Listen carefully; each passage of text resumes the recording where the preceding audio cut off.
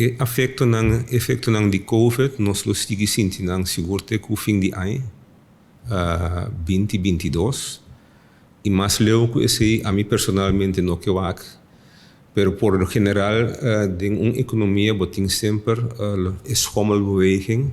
Dus nossa economia está span, dus we creme patrove. Então, esse da trece com inflação, por lo general, e a vez em quando deflação. Dus preço não está subi barra.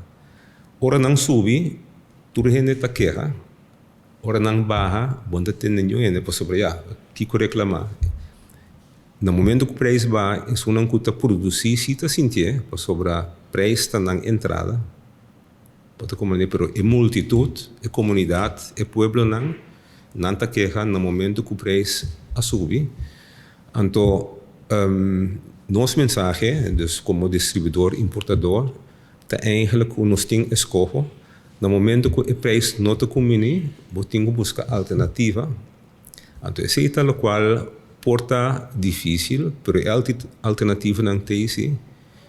E se não tem, nós temos que vai over na adaptar, a forma como está viva, ou lifestyle. Nós temos que fazer algo outro, sobre nós temos que gastar, o qual nós temos que demonstrar. No momento que o preço não está combinando, nós temos que fazer algo. Nós conseguimos gastar riba o nível que nós costumamos dizer. Então, esse é o qual a comunidade está sentindo bastante.